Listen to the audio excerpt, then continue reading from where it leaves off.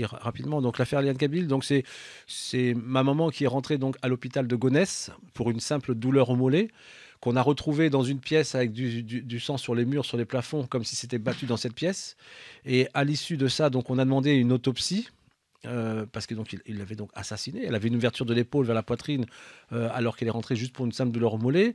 Ce sang sur les murs, sur ses mains, sur les plafonds, aucune explication. Et quand on a demandé donc cette autopsie, ils ont falsifié l'autopsie en mettant le cadavre de quelqu'un d'autre.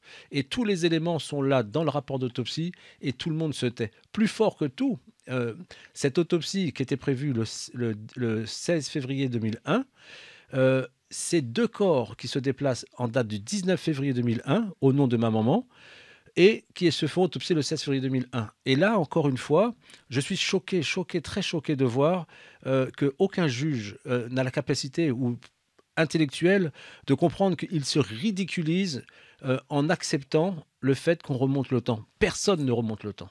Personne. Non. Comment peut-on expliquer qu'un maire qui a 3 actes d'état civil dans les mains, et ce maire, je peux le nommer, c'est monsieur Blasi de Gonesse, et je ne suis pas très content, c'est pour ça que je vais vraiment nommer son nom, parce qu'il y a les élections qui arrivent prochainement, et si je mens, si ce que je raconte est une bêtise, qu'il vienne me voir, qu'il vienne m'expliquer les 3 actes devant votre radio, ou n'importe quelle radio de son choix, parce qu'il ne pourra pas le faire.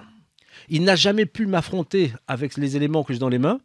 Il envoie toujours vraiment ses sous-fifs quelque part pour moi, ses avocats pour défendre une cause qui est indéfendable en réalité. Parce que les actes sont là. Et la seule façon de pouvoir défendre la situation, c'est d'être sur un terrain où, comment ça s'appelle, favorable. Et tout ça, il le fait avec l'argent public. C'est là où je dis que ça devient vraiment dangereux. Parce que il a des fonds quelque part illimités. Parce que on a l'obligation, quelque part, avec nos deniers, nos impôts, tout ce que vous voulez, alimenter cette caisse, qui devient une caisse, pour lui, illimitée. Donc, il peut durer 10 ans, il peut durer 15 ans, 20 ans dans le combat. Ça ne le dérange pas. Moi, je défends cette situation avec mes propres deniers personnels, ce qui est complètement différent. Et pourtant, ma cause, c'est celle de la nation, c'est celle de chaque citoyen. Parce que l'état civil, c'est ce qui fait que chaque personne existe dans cette société. Sans l'état civil, on n'existe plus. Si je vous retire votre carte d'identité, votre passeport, si je vous retire tous ces éléments-là, expliquez-moi comment vous allez vivre dans cette société. Vous ne serez absolument pas reconnu. Et donc, la bataille, elle est importante. Il y a un enjeu derrière qui est considérable parce que c'est tout l'équilibre de cette société qui est en jeu. On est en train de toucher un élément, une pièce maîtresse, une pièce clé. Moi, ce que j'appelle ça un mur porteur. Et ce mur porteur, quand on voit avec quelle légèreté les avocats, le procureur, le juge sont en train de traiter cette affaire, j'ai trouvé ça vraiment tellement honteux, tellement déplacé que je savais qu'il fallait sortir de France pour pouvoir permettre, en tout cas, une solution, une porte de sortie, et c'est chose qui s'est faite. Car je sors de Madrid. Il y a 3 jours, j'étais encore là-bas. Vous étiez en Espagne, donc, en Espagne, et j'ai été donc reçu à l'Académie des diplomates, où il y avait donc une conférence avec le roi de Bulgarie. Et il y a eu donc des consuls de différents pays que je ne citerai pas, mais qui m'ont donc apporté tout leur soutien, ainsi qu'un ambassadeur vraiment extraordinaire.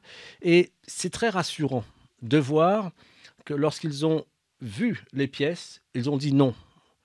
La France est en train d'exagérer. Là, c'est vraiment trop fort. Et c'est la raison pour laquelle, en 2 coups de fil, au mois de mai, je serai donc au Parlement italien, à Rome, pour une conférence qui touchera donc les politiques, mais qui touchera également la France dans son comportement, on peut dire, de gangster. Parce que là, on rentre plus vraiment, c'est criminel. Parce que ce qu'ils font est criminel. Parce que là, c'est l'ensemble des citoyens qui vont vraiment être impactés par cette décision. Il y aura un grand rendez-vous le 13 mars au tribunal de Clichy.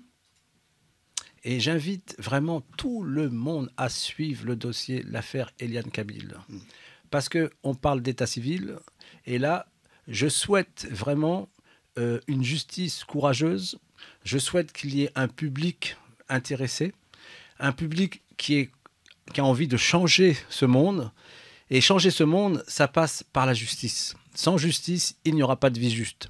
Et je vous invite vraiment à voir de quelle façon, parce que comme la lumière est toujours plus forte que l'ombre, alors chaque individu rassemblé représente cette lumière. Et l'ombre, c'est justement ces jugements douteux, ces jugements qui se font dans l'ombre, dans le silence. Et c'est la raison pour laquelle il y a beaucoup de dérives. Soyons nombreux ce jour-là, mettons vraiment de la lumière dans les tribunaux, apportons notre amour et changeons ce monde. Changeons-le vraiment pour nous, pour nos enfants. Et donc qu'il y ait tellement de monde que les sièges ne sont pas assez nombreux pour accueillir les uns et les autres. Il y aura une grande conférence de presse ce jour-là. Et je sais que si nous sommes nombreux ce jour-là, ils ont des chances de faire en sorte de reporter cette date. Mais s'ils la reportent, ça montrera vraiment le niveau de lâcheté de ces personnes. Mais je sais qu'ils seront nombreux et je sais qu'il leur faudra du courage pour affronter le nombre de gens que nous serons, parce que tous les éléments sont là et je veux vraiment que chacun voit de quelle façon il raisonne. Et j'espère qu'ils auront vraiment la tête sur les épaules pour ne pas reculer ce jour-là, parce que moi je ne reculerai pas.